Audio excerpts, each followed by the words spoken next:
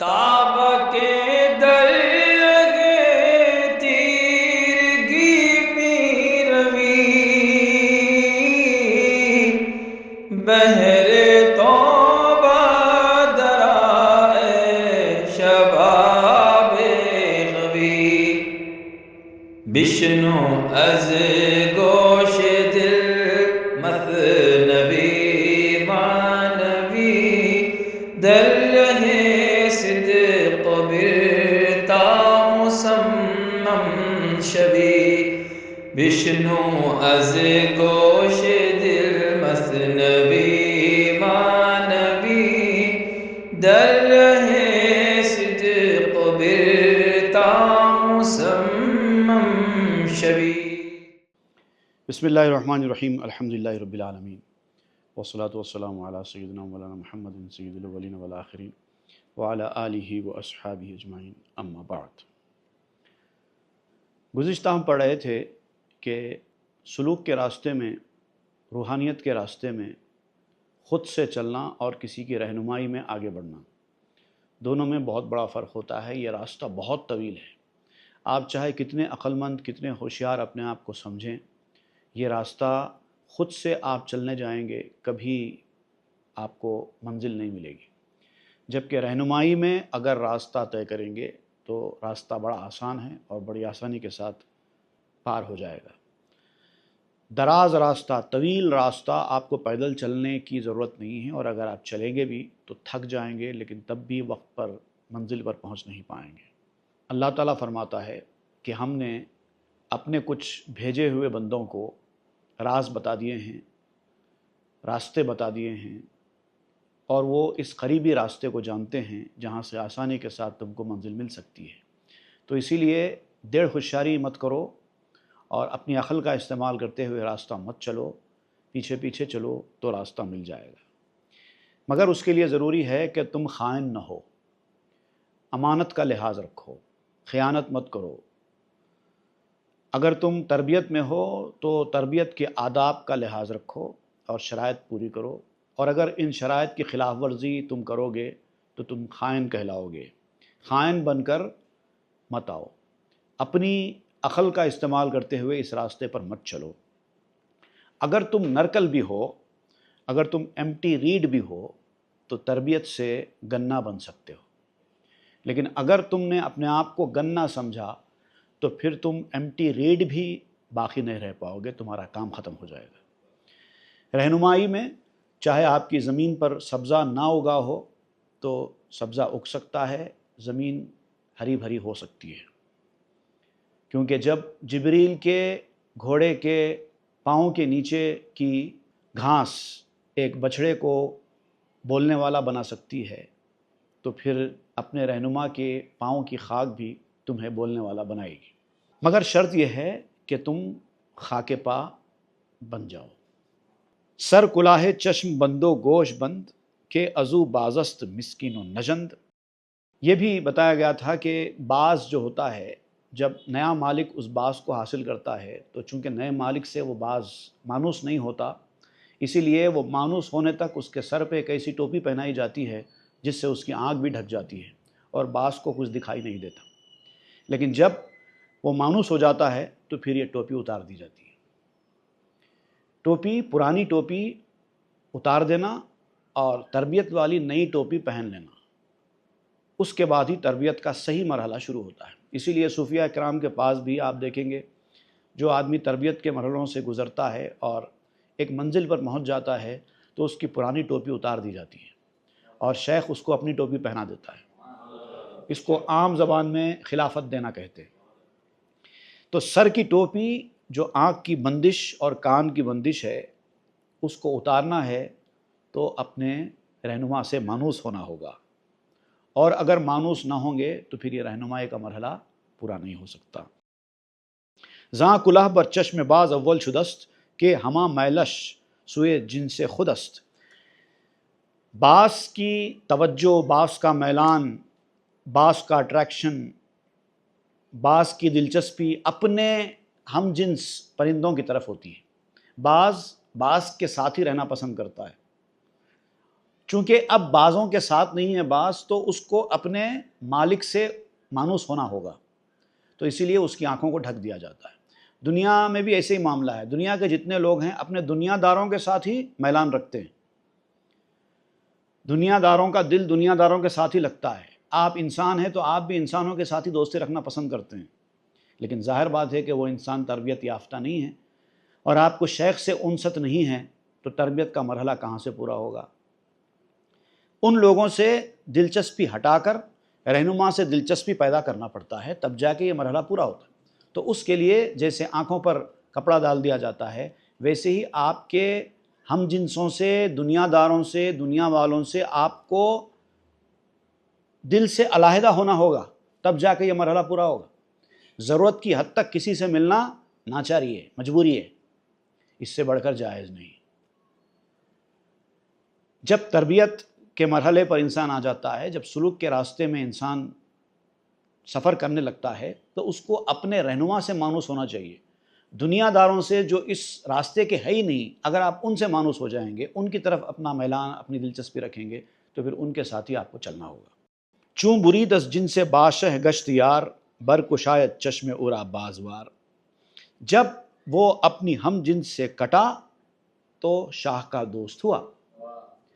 جب تک اپنے جیسے غافلوں کی صحبت میں ہوں گے، شاہ کے یار کبھی نہیں بنیں گے۔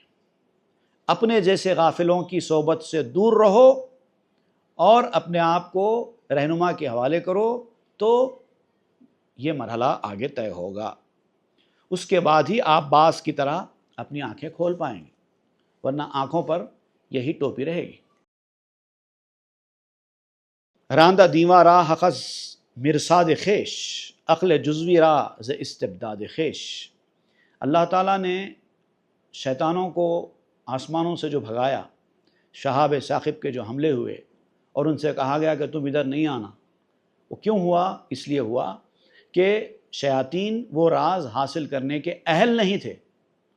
تو جو لوگ اس راستے کے اہل ہی نہیں ہوتے، ان کو آنے بھی نہیں دیا جاتا، ان کو دور ہی رکھا جاتا ہے، کیونکہ جب تک عقل ناقص ہوگی اس میدان کی کوئی بات بھی سمجھ میں نہیں آئے گی۔ اسی لیے ناقص عقل والوں کو اس راستے پر نہیں آنے دیا جاتا، ان کو مستقل نہیں ہونے دیا جاتا۔ کہ سری کم کن نہیں تو مستبد، بلکہ شاگرد ولی و مستعد۔ اب اس راہ میں آ جانے کے بعد جو پہلی ذمہ داری تمہاری بنتی ہے وہ یہ ہے کہ خود سری نہ کرو۔ سیلف یا اپنی عقل کا استعمال کرنا، اپنے فیصلے خود لینا، اپنے سے خود چلنا، یہ تمہارا کام نہیں ہے۔ ایسا اگر کریں گے تو پھر تم اس راستے پر مستقل نہیں بن پاؤ گے۔ ایک وقت کے بعد تمہارا اس راستے سے پتہ کٹ جائے گا۔ اگر تو ولی کا شاگرد ہے اور صاحب استعداد ہے تو پھر تجھے خود سپردگی اختیار کرنی ہوگی، سرنڈر ہونا ہوگا۔ زو برے دل رو کہ تو جزو ولی، ہی کہ بندے بادشاہ عادلی۔ دل کے پاس جاؤ، جلدی دل کے پاس جاؤ، دل سے رجوع کرو، دل کی باتیں سنو، جو اصلی دل ہے، جو دل والا ہے، اس سے اپنا ربط قائم کرو، کیونکہ تم اسی ولی کا جز ہو۔ اگر تم اس منصف بادشاہ کے غلام ہو تو پھر تم کو اس بادشاہ کے نمائندے سے اپنے آپ کو رجوع کرنا ہوگا۔ بندگی او بیع سلطانیست، کہ انا خیرم دم شیطانیست۔ اس کی غلامی بادشاہت سے بہتر ہے۔ اگر تم کو ایک طرف بادشاہت مل جائے اور ایک طرف غلامی مل جائے تو یہ دیکھنا چاہیے کہ یہ غلامی کون سی ہے اور بادشاہت کون سی ہے۔ اگر اللہ والے کی غلامی ہے تو دنیاوی بادشاہت سے بھی بہتر ہے، اور وہ غلامی اختیار کرو۔ میں کرنے والے کبھی یہ غلامی اختیار نہیں کر پاتے۔ انا خیرم جو الفاظ ہیں یہ شیطان کے الفاظ ہیں۔ انا خیر منہ خلقتنی من نار و خلقتہ من طین، یہ شیطانی کلمات ہیں۔ اگر تم بھی میں اچھا ہوں، میں بہتر ہوں، میں اچھا سوچتا ہوں، میرے فیصلے اچھے ہوتے ہیں، اگر تم ایسا کرنے لوگے تو سمجھ میں آ جائے گا کہ تمہارے اوپر شیطان حاوی ہے۔ اس طرح کے دعوے شیطانی دعوے ہوتے ہیں. میں اچھا نہیں ہوں، میں کچھ نہیں ہوں، میری کچھ حیثیت نہیں ہے. اس طرح کرنے والے آدمی ہوتے ہیں، آدم کے پیروکار ہوتے ہیں. اگر تم آدمی ہو تو آدم کے راستے پر چلو. فرق بینو برگزیں تو اے خسیس، بندگی آدمس کبر بلیس. تو اس فرق کو سمجھو اور اختیار کرو. کیا اختیار کرنا ہے؟ ایک طرف ہے میں اچھا ہوں، میں صحیح ہوں، یہ شیطانی کلمات، شیطانی مزاج، شیطانی سوچ، اور میں کچھ نہیں ہوں، میں بندہ ہوں، مجھے کچھ نہیں آتا، اے مالک سب کچھ تو جانتا ہے، یہ کہنا آدم کی صفت. اگر تم آدمی ہو تو آدم کی صفت اختیار کرو، اگر تم شیطانی ہو تو شیطانی صفت اختیار کرو. گفت آنکھ ہست خورشید رو، حرف طوبہ ہر کے ذلت نفس ہو.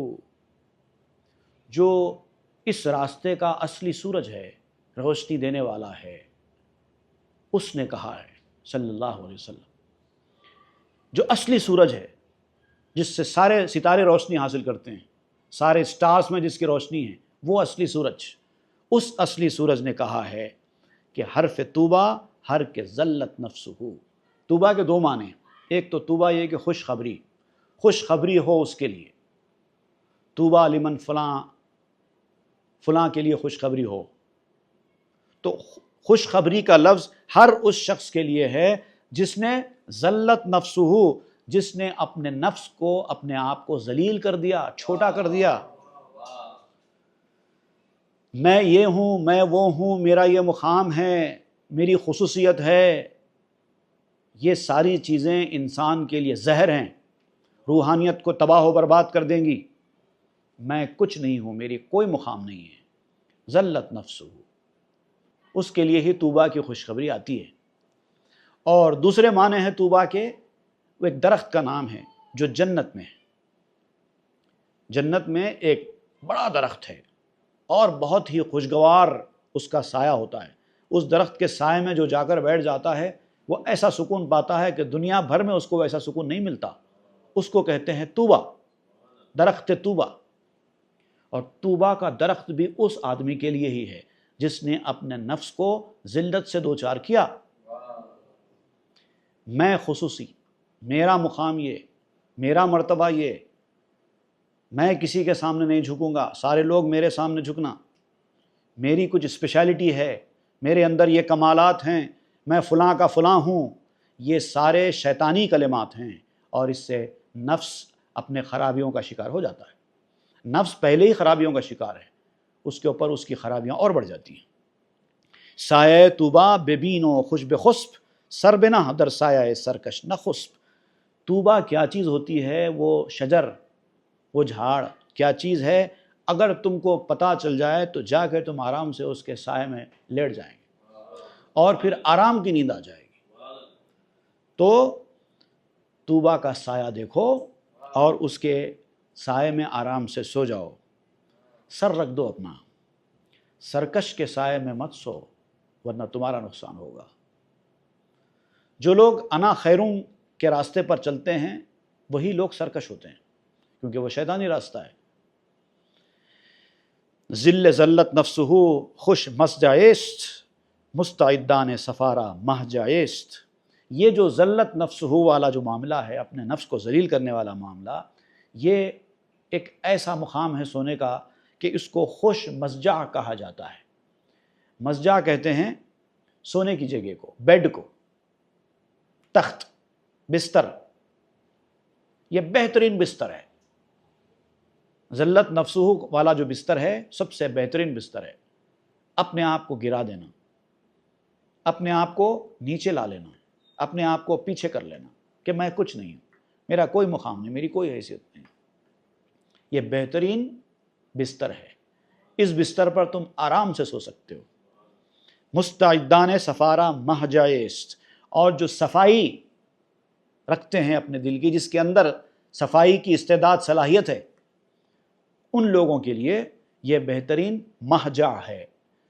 مہجع بھی سونے کے مقام کو کہتے ہیں، لیکن دونوں میں فرق کیا ہے؟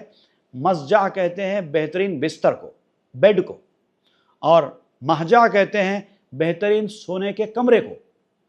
ایک ہے بیڈ اور ایک ہے بیڈ روم، دونوں کے درمیان یہ فرق ہے. تو جس کے اندر یہ استعداد ہے، صلاحیت ہے اپنے نفس کو پاک کرنے کی یا اپنے دل کو صاف کرنے کی، اس کے لیے یہ بہترین بیڈ روم ہے. اور یہی طریقہ کار ہے نفس کی پاکیزگی کا، اپنے روحانیت کی ترقی کا، یہی اہم ترین راستہ ہے. ذلت نفس، اپنے نفس کو ذلیل کرنا. گر ازیں سایہ روی سوئے منی، زود تاغی گردیو رہ گم کنی. اگر تم اس سائے سے پیچھے چھڑا کر اپنی خودی کی طرف جاؤ گے، سیلف کی طرف جاؤ گے، میں کرتے رہو گے، تو پھر ایک وقت کے بعد تم سرکش بن جاؤ گے اور تمہارا راستہ تم بھلا بیٹھو گے. بہت سارے لوگ ایسے ہیں تو اس راستے پہ آتے ہیں، ایک وقت تک چلتے بھی ہیں، آگے بھی بڑھتے ہیں، لیکن کچھ وقت کے بعد ان کا نفس ان کو اس راستے سے پیچھے ہٹانے کے لیے ان کے اندر میں کا خطرہ لا دیتا ہے. میں ترقی کر چکا، میں آگے بڑھ چکا، میں اتنے لوگوں سے پیچھے ہو چکا، میری بھی کچھ حیثیت ہے، میرا بھی کچھ مقام ہے.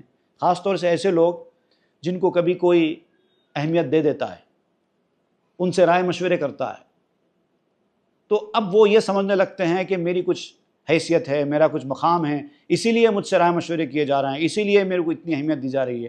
وہاں پر ایسا خیال آتے ہی ان کی روحانی ترقی رک جاتی ہے، اور کبھی کبھی تو وہ آگے جانے کا پیچھے آنے لگتے ہیں. تو اب وہ اس سائے سے محروم ہو کر خودی کی طرف جاتے ہیں اور سرکش بن جاتے ہیں اور راستہ گم کر دیتے ہیں. ایک بار راستہ گم ہو گیا تو پھر راستہ ملنا بہت مشکل ہو جاتا ہے. مثال کے طور پر آپ کو راستہ نہیں معلوم تھا، آپ ایک گاڑی کے پیچھے جا رہے تھے اور وہ گاڑی اسی مقام پہ جا رہی ہے جہاں آپ کو جانا ہے. ٹھیک ہے، ایک گاڑی آگے کی طرف جا رہی ہے اور آپ کو پتا ہے کہ مجھے جہاں جانا ہے یہ گاڑی بھی وہیں جا رہی ہے، تو آپ اس کو فالو کرتے ہوئے چلے گئے، حالانکہ آپ کو راستہ نہیں معلوم تھا. اور جیسے جیسے وہ گاڑی آگے بڑھتی تھی آپ اس کے پیچھے جا رہے تھے. وہ رائٹ ٹرن لے رہا تھا، آپ بھی رائٹ ٹرن لے رہے تھے، وہ لیفٹ ٹرن لے رہا تھا، آپ بھی لیفٹ ٹرن لے رہے تھے. لیکن اچانک آپ کو یہ خیال آیا کہ میں کسی اور کو فالو کیوں کروں، میں خود چل سکتا ہوں. اور آپ نے کچھ وقت کے لیے گاڑی روک دی یا کسی مقام پر پارک کر دی اور وہ آپ کی آگے سے نکل چکا. اس کے بعد جب آپ راستہ طے کرنے کے لیے نکلیں گے تو بھٹکنے کے سوا آپ کے لیے کوئی راستہ نہیں رہے گا.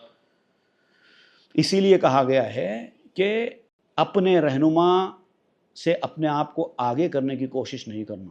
بھلے ہی کبھی کبھار آپ کو ایسا لگے کہ میرا رہنما اس فیلڈ میں کچھ جانتا نہیں ہے، میں زیادہ جانتا ہوں. اگر ایسا خیال بھی آئے تو کچھ وقت کے لیے آ بھی سکتا ہے، دنیاوی معاملات میں ایسا ہو بھی سکتا ہے. جیسے کہ حضور صلی اللہ علیہ وسلم نے ایک مرتبہ ارشاد فرمایا تھا، انتم اعلم بامور دنیاکم، دنیا کے معاملات تم مجھ سے زیادہ جانتے ہو. حضور نے خود فرمایا تھا، حالانکہ حضور سے بڑھ کے کوئی نہیں جانتا، لیکن آپ نے فرمایا تھا. تو کبھی کبھار اہل اللہ بھی ایسا کہہ دیتے ہیں کہ تم زیادہ جانتے ہیں مجھ سے زیادہ.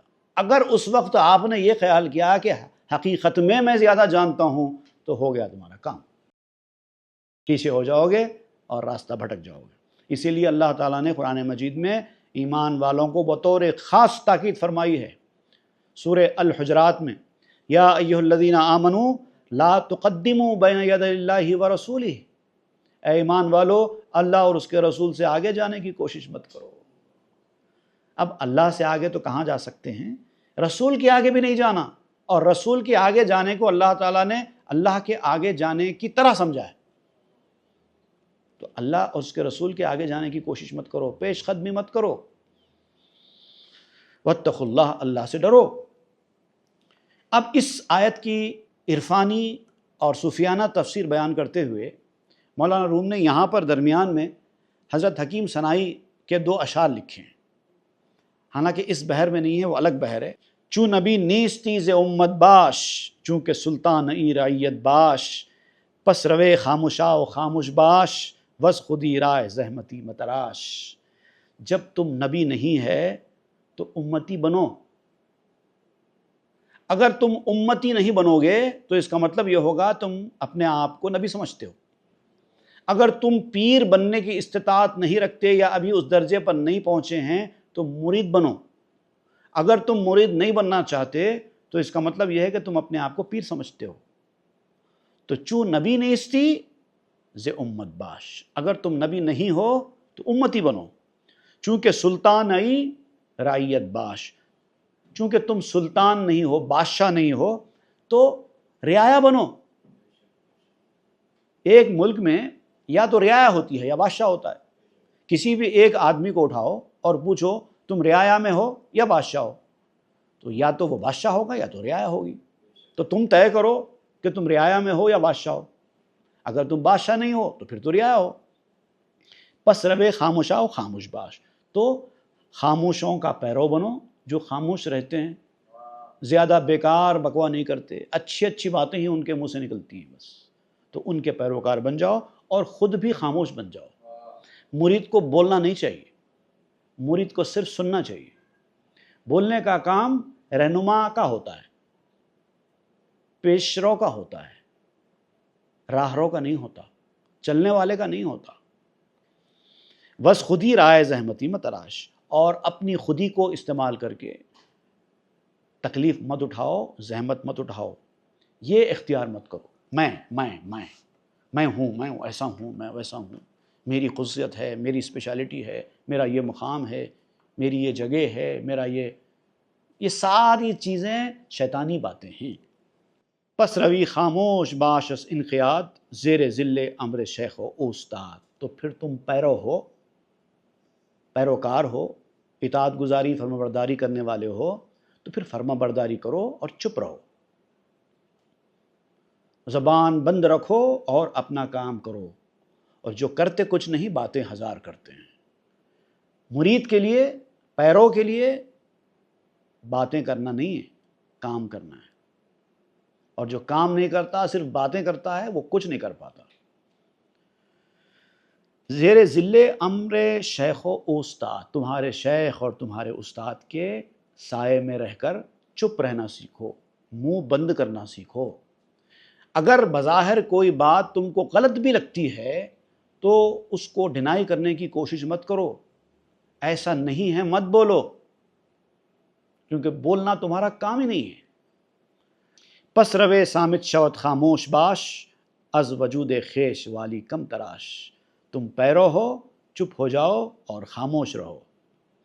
اپنے وجود کو مرید کی طرح ہی رکھو، حاکم بننے کی کوشش مت کرو، والی بننے کی کوشش مت کرو. ورنہ گرچہ مستعد و قابلی مسخ گردی تو ذلاف کاملی.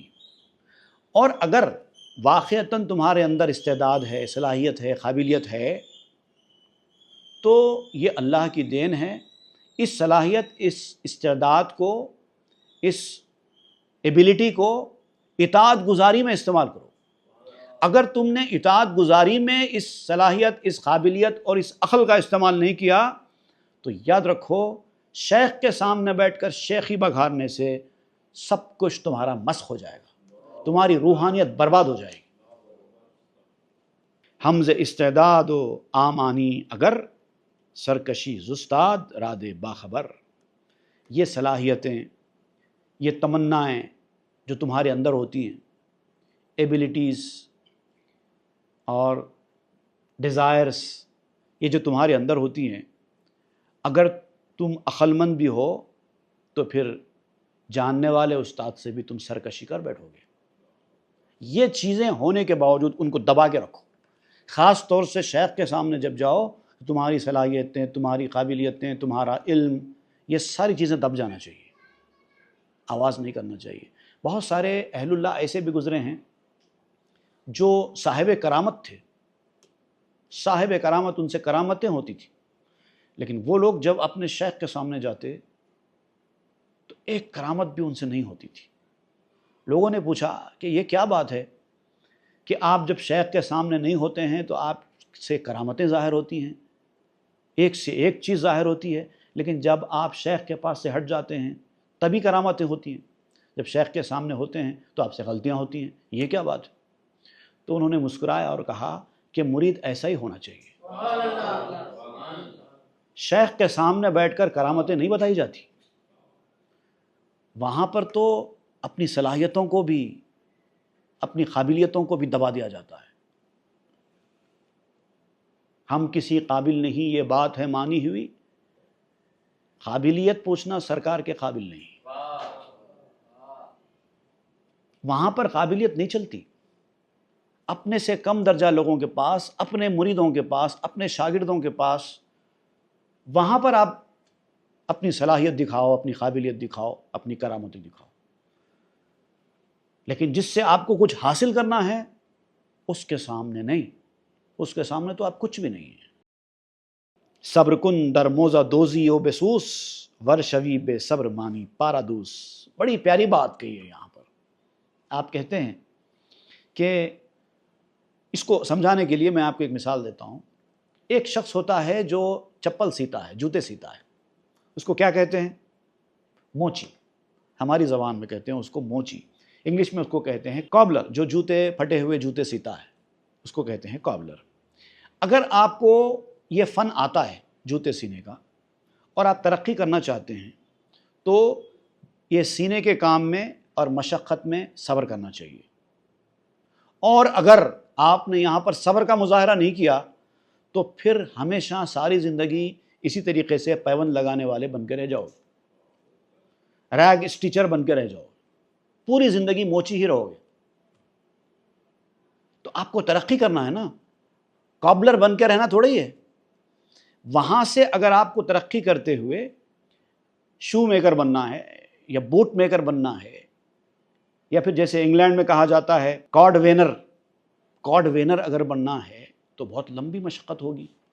موچی میں اور جوتے بنانے والے میں بہت بڑا فرق ہے۔ ایک ہوتا ہے جوتے کی مرمت کرنے والا، ایک ہوتا ہے جوتے بنانے والا، دونوں میں بہت بڑا فرق ہے۔ تو اگر آپ کو ترقی کرتے ہوئے یہاں سے وہاں جانا ہے تو مشقت کرنا ہوگا، صبر کرنا ہوگا، ہدایت کے مطابق کام کرنا ہوگا۔ پھٹے ہوئے جوتے سینا آسان کام ہے، اس طرح سے پکڑتے ہیں، سی دیتے ہیں، دے دیتے ہیں۔ لیکن اسرنو جوتے بنانا وہ سیورل اسٹیجز ہیں اس کے، تب جا کے جوتے بنتے ہیں۔ پہلے تو اس کی ڈیزائننگ ہے، اس کے بعد پھر اس کی جو کرافٹنگ پیٹرن ہے، جب تک آپ پیٹرن کو کرافٹ نہیں کریں گے مرحلہ آگے نہیں بڑھے گا۔ پھر کٹنگ مٹیریل کو دیکھنا ہے کیا کیا ہوتا ہے، پھر اسمبلنگ کرنا ہے، اپر حصہ بھی اور نیچے سول بھی اس کو بٹھانا ہوتا ہے۔ پھر اس کے بعد کا 5واں مرحلہ آتا ہے فنیشنگ کا، اس کے بعد پھر اس کو ہیل کو اٹیچ کیا جاتا ہے۔ اس طرح سے اسٹیپ بائی اسٹیپ یہ سارے مرحلے طے کرنے والے کو بوٹ میکر کہتے ہیں، کارڈ وینر کہتے ہیں، ورنہ پھر وہ کابلر ہی ہے، موچی ہے معمولی۔ تو یہ سارے مرحلے طے کرنے کے لیے آپ کو ترقی کرنا ہوگا صبر اور مشقت کے ساتھ۔ اب آج کے دور کے حساب سے اگر میں ایک اور مثال دوں تو ایک ہوتا ہے کمپیوٹر آپریٹر۔ اگر آپ کمپیوٹر آپریٹر رہیں گے تو محنت نہیں کریں گے، مشقت نہیں کریں گے، صبر نہیں کریں گے تو پوری زندگی کمپیوٹر آپریٹر ہی رہ کر گزار دیں گے۔ اب کمپیوٹر آپریٹر کا کام کیا ہے؟ جو اس کو بتا دیا گیا ہے کہ ایسا کرے تو ایسا ہوتا، ویسا کرے تو ویسا ہوتا، بس وہ وہیں رہتا ہے، ترقی نہیں ہوگی۔ اب اگر کمپیوٹر آپریٹر سے کمپیوٹر پروگرامر کی طرف آگے بڑھنا ہے تو پھر تو آپ کو کوئی گائیڈ چاہیے جو آپ کو سکھائے، اور آپ کو صبر کرنا ہوگا، مشقت کرنا ہوگا۔ کمپیوٹر ریپیئر کرنے والا اور کمپیوٹر بنانے والا دونوں برابر تھوڑی ہو سکتے ہیں۔ کوہنا دوزاں گربودے شاں صبر و حلم، جملہ نو دوزاں شدن دے ہم بے علم۔ پرانے جوتوں کو گانٹھ لینا، پھٹے جوتوں کو سیدھا کر لینا، اس کے کام میں اگر صبر، بردباری اور مشقت حاصل ہوگی تو آپ کا ہنر آگے بڑھے گا۔ معمولی جوتا سینے والے پھر بڑے بڑے جوتے بنانے والے بن سکتے ہیں، ورنہ پوری زندگی ایسے رہ جائیں گے۔ پس بے کوشیو بے آخر اسکلال، خود بخود گوئی کہ العقل و اخال۔ اگر تم نے کسی رہنما کے بغیر کوشش کی اور یہ سمجھا کہ میں خود یہ کام کر سکتا ہوں، مجھے کسی کے سکھانے کی ضرورت نہیں ہے، تو تم کوشش کرو گے اور بالآخر تھک کر ہار مان لو گے، اور پھر خود کہنے لگو گے کہ عقل سے کچھ نہیں ہوتا، عقل بندش ہے۔ اگر آپ نے کوئی فن آپ نے لیا جو آپ کو آتا نہیں ہے، آپ اس کے پیچھے محنت کرتے ہیں، کچھ حاصل نہیں ہوتا، آخر میں آپ تھک جاتے ہیں، مایوس ہو جاتے ہیں کہ یہ مجھ سے نہیں ہو سکتا، حالانکہ وہ تو آسان تھا، مگر سکھانے والا ہوتا تو آسان تھا، سکھانے والے کو آپ نے اختیار نہیں کیا، اس کے باتوں پر صبر نہیں کیا، مشقت نہیں کی، میں کرتے رہے، اس کا یہی رزلٹ ہوگا۔ ہم چو آمرد مفلسف روز مرگ، عقل را می دید بس بے بال و برگ، اس فلسفی کی طرح حال ہو جائے گا جس نے موت کے قریب، جو بہت بڑا عقل مند تھا، وہ علی سینا کی طرف آپ اشارہ کرتے، بہت بڑا انٹلیکچوئل پرسن تھا، اس کے جیسی عقل کے لوگ بہت کم پیدا ہوتے ہیں دنیا میں، اور وہ سمجھتا تھا کہ ساری چیزیں دنیا کی عقل سے حاصل کی جا سکتی ہیں، لیکن جب موت کا وقت قریب آیا اور اس نے اس دنیا کو دیکھنا شروع کیا، تب اس کو سمجھ میں آ گیا کہ عقل کے ہاتھ میں کچھ بھی نہیں ہے، عقل تو بے ساز و سامان ہے۔ اور پھر اس نے اقرار کیا، بے غرض می کرد آدم اعتراف، کز ذکاوت را ندیم اسپ از گزاف، تو اس نے آخر میں اقرار کر لیا، ایڈمٹ کر لیا، بڑے خلوص کے ساتھ ہوئی کہ ہم نے زندگی بھر اپنی عقل کے، اپنی ذہانت کے، اپنی انٹیلیجنسی کے گھوڑے دوڑائے، کچھ حاصل نہیں ہوا۔ اگر اسی عقل کا استعمال روحانیت کے میدان میں کسی پیر کی رہنمائی میں کرتے ہوتے تو آج کچھ اور ہوتا۔ از غروری سرکشیدم از رجال، آشنا کردیم در بخر خیال، یہ میرا تکبر تھا، اپنی عقل کی وجہ سے پیدا ہونے والا میرا گھمنڈ تھا، جس کی وجہ سے میں نے اللہ والوں سے سرکشی کی، اللہ والوں سے دوری اختیار کی، اللہ والوں پر نام رکھے، ان کو بے وقوف سمجھتا رہا۔ آج مجھے پتہ چلا ہے کہ یہ سمندر کے، یہ خیال کے سمندر میں تیراکی کرنا بے وقوفی ہے، یہ خیالوں کا سمندر ہے۔ اگر آپ کو تیرنا اچھا بھی آتا ہے تب بھی سمندر میں کوئی کہاں تک تیر سکتا ہے۔ آپ سے شپ میں بیٹھنے کے لیے کہا گیا، لیکن آپ نے کہا کہ میں تو سوئمنگ ایکسپرٹ ہوں، مجھے کیا ضرورت ہے کشتی میں بیٹھنے کی، شپ میں بیٹھنے کی، میں خود تیر کر انڈیا سے امریکہ چلا جاؤں گا۔ اگر کوئی ماہر سے ماہر سوئمر بھی ایسا کہنے لگے کہ میں انڈیا سے نکل کر امریکہ کو تیرتے ہوئے چلا جاؤں گا تو اس سے بڑا کوئی بے وقوف ہوگا، جبکہ اس سے کہا جا رہا ہے کہ شپ تیار ہے، وہیں جا رہی ہے، بیٹھ جا، لیکن اس نے ایسا نہیں کیا۔ اب اس کو مزید سمجھانے کے لیے آپ حضرت نوح علیہ السلام اور ان کے بیٹے کنعان کی طرف آ رہے ہیں، انشاءاللہ وہ ہم آئندہ کے درس میں پڑھیں گے۔ وصلی اللہ تعالیٰ علی خیر سیدنا محمد و آلہ وسلم والحمد للہ رب العالمین۔ تاب کے درگے تیرگی می روی، بہر توبہ درائے شباب غوی، بشنو از گوش دل مثنوی معنوی، در رہے صدق برتا مسمم شوی، بشنو از